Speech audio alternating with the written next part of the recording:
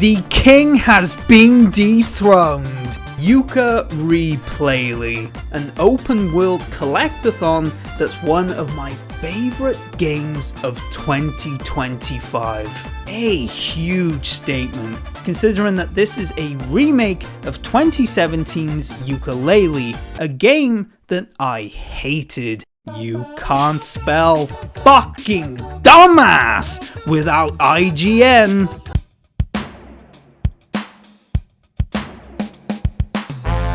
These were made by former members of Rare, the studio responsible for some of the best and most influential Nintendo games of the 90s, like Banjo-Kazooie, one of the best 3D platformers ever made, and the Donkey Kong Country series. Not just what I consider the best 2D platformer series of all time, but a game that utilized 3D silicon graphics to redefine what gaming graphics could be, specifically by giving a monkey tits. Going into the 2000s though, the team splintered off into different parts of the industry, apparently leaving the interns to make the games now. This was worsened in 2001, when the 9/11 of 3D platformers happened, Grand Theft Auto 3.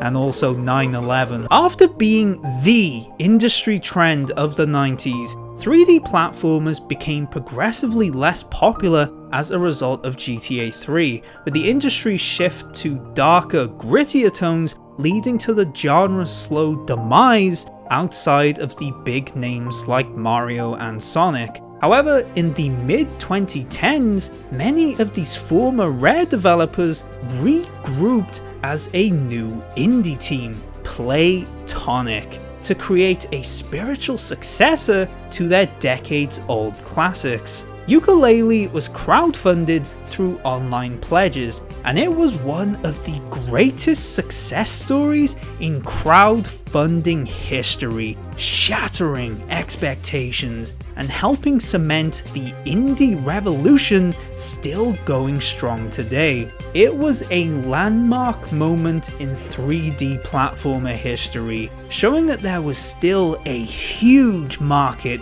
for 3D platformers. Not big names that happen to be 3D platformers, but the genre itself. Mario and Sonic weren't just successful because they're big names, but because they were some of the only good 3D platformers consistently coming out sometimes. Yooka-Laylee set the stage for the 2017 renaissance, an explosion of AAA and indie 3D platformers still accelerating a decade later sometimes. The problem though was that Yooka-Laylee sucked. While everything surrounding the game is cemented as a pivotal part of history, the game itself is forgotten mediocrity. For me, it had two glaring issues. The gameplay was boring, due to the environments being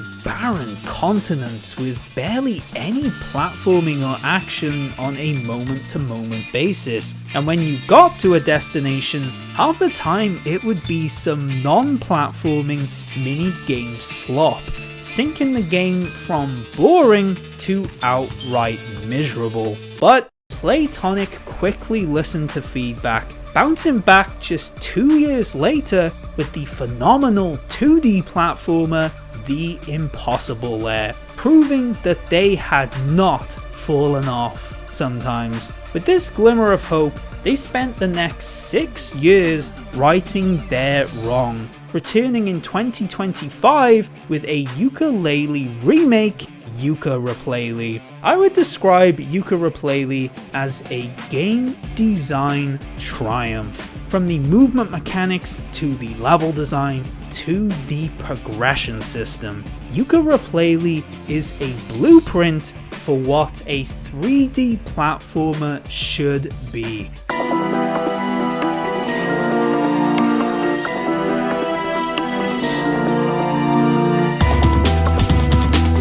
Straight up, Yooka-Replaylee has some of the best movement mechanics in gaming history. Every mechanic has a pro and con that another doesn't, depending on environmental context, which creates this ebb and flow where you're constantly bouncing between each to keep hurling your momentum forward, while making slight adjustments in the name of precision. You've got a glide that creates a floatiness to your descent that you can manipulate until you land, allowing for immense precision if you master the weight of it, but it's slow. So you also have the mid-air spin, a chaotic forward burst that's fast but harder to land safely. So you can do the spin into the glide, getting both the speed and precision, but it requires more button presses and still has to account for that initial burst,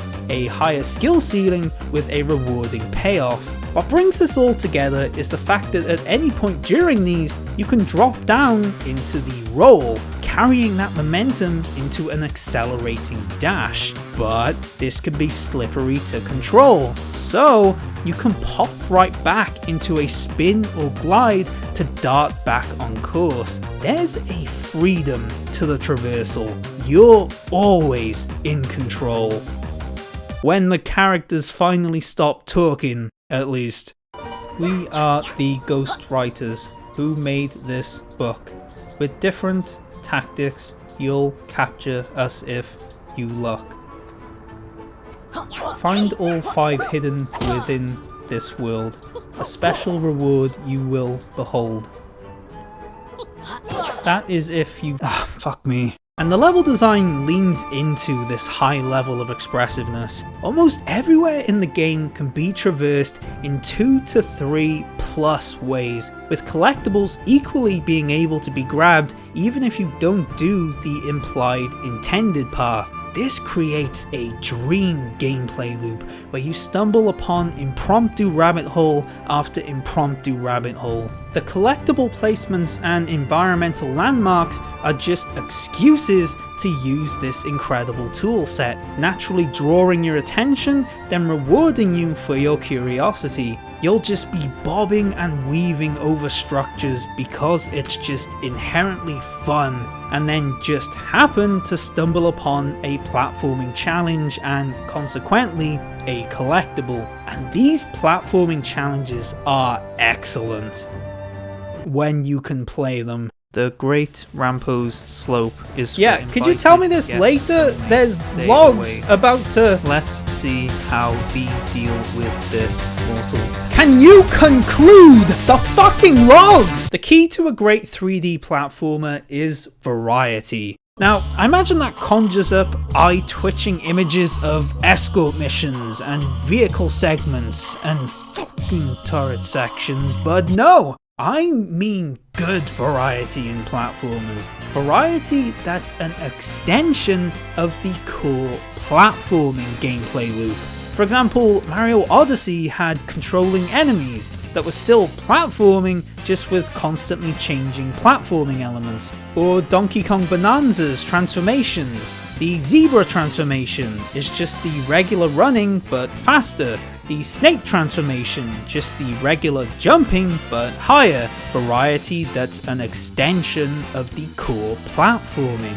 With the rare exception, Replaylee nails this, with everything you do stemming from the core platforming. Oftentimes a direct test of your general platforming, but even the more gimmicky stuff still inherently being about platforming. Like this segment where you blow a ball through a maze, controlled by jumping on these buttons that push the ball left, up or right. This is still platforming, as what you're doing here is just an extension of what you're doing in the core gameplay loop, a test of your timing abilities and understanding of the game's physics. Functionally, this is just platforming but with different movement mechanics, in this case movement that's slightly delayed as it accounts for the floatier physics and influence of the wind blow. On a sinking platform game? Even the turret sections man's worst creation since the Jewish gas chambers, are bearable here due to the aforementioned freedom in how you can approach it. You can play this like a traditional turret section if you fucking hate yourself, or it lets you tackle this through regular platforming movement, lining up the shots through your jumps and positioning. You're no longer trapped in a gimmick, the turret is now just one tool in your deep, nuanced tool set. There's even optional unlockables, tonics, that add a further layer of flexibility. What we got here adds the dulcet sound of clown shoes to the game. This is horrible. Try not to go dotty with this toned filter. This is horrible. Take damage when you fall from a height.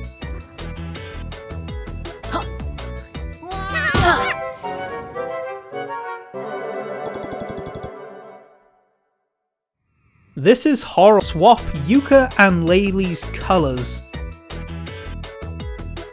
Is this blackface? Oh well, that is what the fuck! Adventure with 8-bit graphics. Oh! Is that a wall? Or an enemy?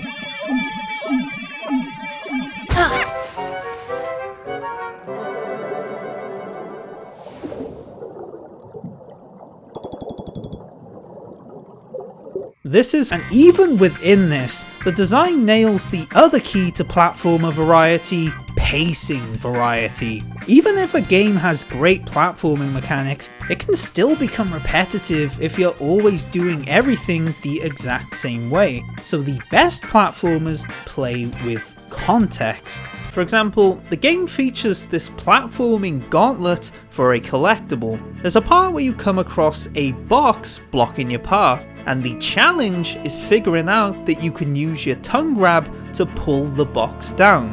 The test is problem solving, and the player is entirely focused on passing this individual segment, rather than necessarily thinking about what's after it. But you can get an additional collectible if you redo the course with a time limit. This sounds like such a trivial distinction, but it completely transforms how you play this. Most notably, because you already know what to do with the box now, the test is no longer what do I do, but how do I do it fast. Oh, if I jump and use the tongue, it'll latch on quicker. And if I have the box land right in front of me, I can jump on it quicker. Whereas the logical version had you focused on this individual obstacle, the timed aspect instead has you thinking about it within the context of the other segments. No longer how do I get past this single obstacle, but how do I segue into the next obstacle as quickly as possible. You're now thinking about the course zoomed out, as a collective sequence rather than standalone obstacles. Despite the design being identical, the player is engaging with it in a completely fresh way. If only the customization was as well designed. So, this was the best costume I could make in World 1.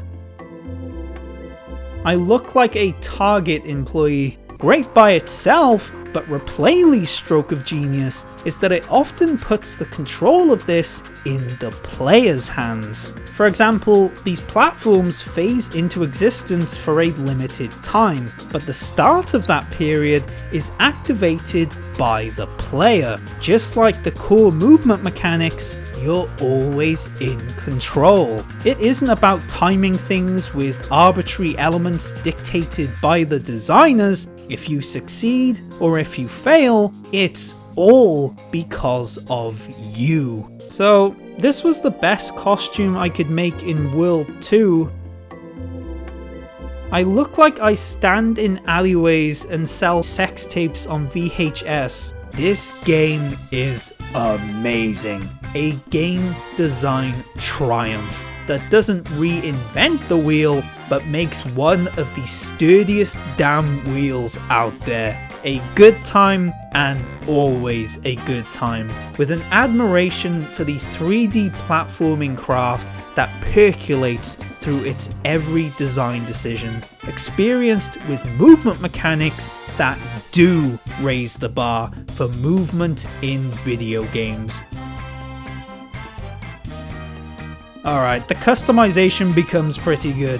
They even nailed that in the end. Yes. Yooka-Replaylee is a beaming star in a galaxy of radiant ones. And yeah, it is a galaxy. Yooka-Replaylee's existence is a symptom of a wider industry evolution. To me, 2025 was the year 3D platformers were definitively back.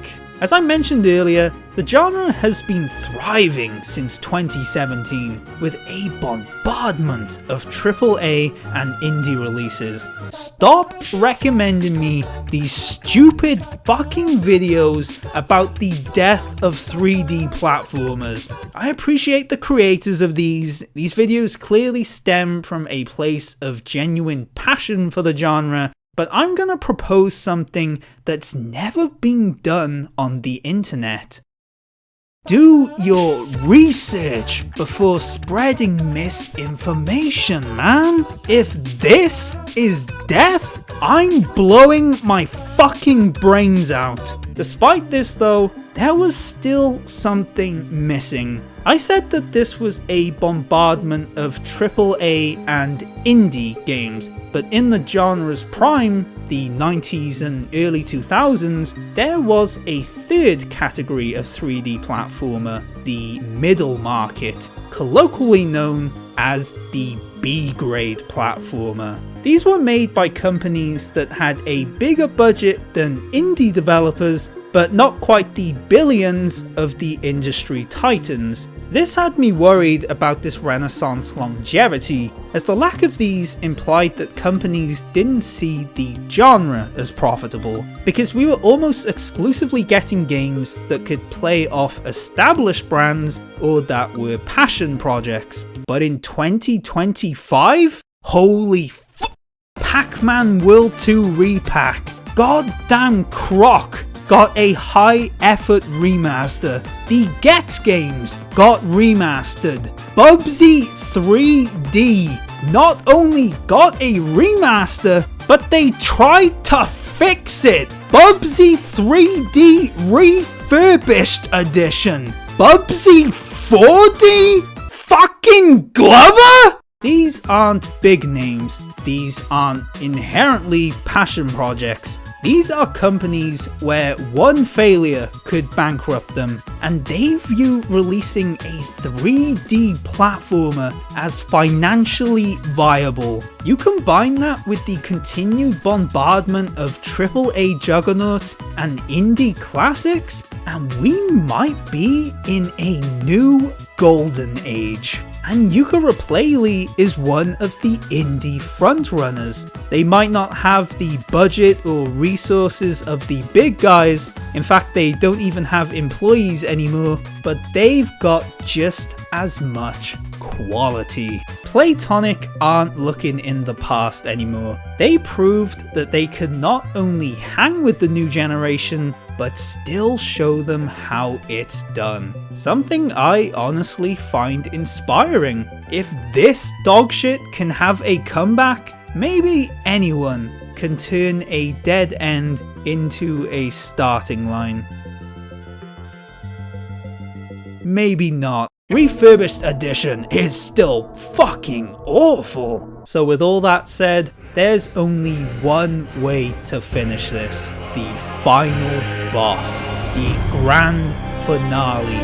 The clash of immortals, where the valiant heroes and sinister overlord finally battle in a climactic war!